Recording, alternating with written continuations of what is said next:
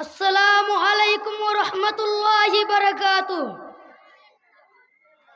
نحمده ونصلي على رسوله الكريم، اما بعد فاعوذ باللہ من الشیطان الرجیم، بسم اللہ الرحمن الرحیم۔ فإن الله لا يرضى عن القوم الفاسقين، وقال النبي صلی اللہ علیہ وسلم: سباب المسلم فسوق وقتالہ کفر۔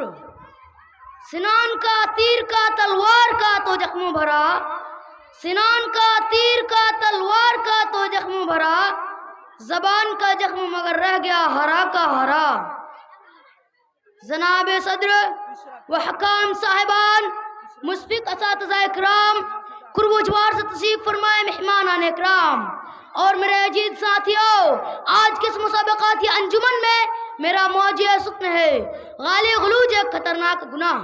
سامعین اکرام، آج ہر چہار جانب غالی غلوج کا بازار گرم ہے، چھوٹا بڑے کو، بڑا چھوٹے کو گالیاں دے رہا ہے، اور بے غیرتی کی انتہا ہے کہ گالی دیتے وقت ماں بہن کو زیادہ تر نشانہ بنایا جاتا ہے، اور گالی سننے والے بھی مسکراتے ہوئے ہنسی خوشی گالیاں قبول کر لیتے ہیں کہ چلو میرے دوست نے ہی تو گالی دی ہے۔ گویا لوگوں کو گالی دینا اور سننے کی عادت سی ہو گئی ہے، اور احساس گناہ ختم ہو چکا ہے۔ میرے اسلامی بھائیوں، مذہب اسلام نے گالی دینے والے کے بارے میں کیا کہا ہے؟ چنانچہ نبی کریم صلی اللہ علیہ وسلم نے ارشاد فرمایا: سباب المسلم فسوق۔ مسلمان کو گالی دینا فسق یعنی گناہ ہے۔ حدیث کا مطلب یہ ہے کہ مسلمان کا گالی دینا یا مسلمان کو گالی دینا یا دونوں فسق میں شامل ہے، اور فاسق آدمی کے بارے میں قرآن کا فیصلہ ہے: فإن اللہ لا يرضى عن القوم الفاسقین۔ بلا شبہ اللہ رب العالمین فاسق و فاجر آدمی سے راضی نہیں ہوتا۔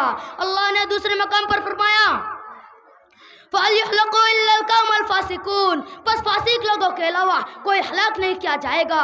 اور ایک حدیث میں اللہ کے نبی صلی اللہ علیہ وسلم نے ارشاد فرمایا: اہل النار خمسہ، جہنمی 5 ہے، ان میں سے ایک السنجر والفحاص، گالیاں بکنے والا، بحث کہنے والا۔ سامعین اکرام، ان نصوص پر غور و فکر کرنے سے یہ بات روز روشن کی طرح عیاں ہو جاتے ہیں کہ گالی دینے سے آخرت تباہ و برباد ہو جاتی ہے، اور گالی دینے والے کے دنیا میں بھی عزت نہیں رہتی۔ رسول اکرم صلی اللہ علیہ وسلم نے فرمایا کہ یقیناً سب سے بڑے گناہوں میں سے یہ ہے کہ آدمی اپنے ماں باپ کو گالی دے۔ تو پوچھا گیا: یا اللہ کے رسول صلی اللہ علیہ وسلم، کوئی آدمی اپنے ماں باپ کو کیسے گالی دے سکتا ہے؟ تو آپ نے فرمایا: یسب الرجل ابا الرجل فیسب اباہ ویسب امہ۔ یا کہ جب آدمی کسی کے ماں باپ کو گالی دیتا ہے تو بدلے میں وہ بھی اس کے ماں باپ کو گالی دیتا ہے، تو گویا اپنے والدین کو گالی دینا ہوا۔ اللہ کے پیارے حبیب حضرت محمد مصطفیٰ صلی اللہ علیہ وسلم نے جنت کی ضمانت دیتے ہوئے ارشاد فرمایا: من یضمن لی ما بین لحییہ و ما بین رجلیہ اضمن لہ الجنہ۔ جس نے بھی مجھے 2 چیزوں کی ضمانت دی، میں اس کے بدلے میں اسے جنت کی ضمانت دیتا ہوں، ایک زبان کی اور دوسرے اپنے شرمگاہوں کی۔ سامعین اکرام، اگر سماج و معاشرہ میں کسی سے تو میں ہو جائے اور مخاطب گالی گلوچ پر اتر آئے تو ایسی صورت میں گالی کا جواب گالی سے نہیں دینا چاہیے، بلکہ خاموشی اختیار کر لینی چاہیے، کیونکہ عموماً دیکھا جاتا ہے کہ اکثر اختلاف اور لڑائی جھگڑے کے آغاز گالی ہی سے شروع ہوتا ہے۔ چنانچہ ایک عربی شاعر کو اردو نثر میں یوں کہا گیا ہے کہ گولی کا زخم تو بھر جاتا ہے مگر گالی کا زخم کبھی نہیں بھرتا۔ اور کسی شاعر نے کیا یہ خوب کہا ہے: سنان کا تیر کا تلوار کا تو زخم بھرا، سنان کا تیر کا تلوار کا تو زخم بھرا، زبان کا زخم مگر رہ گیا ہرا کا ہرا۔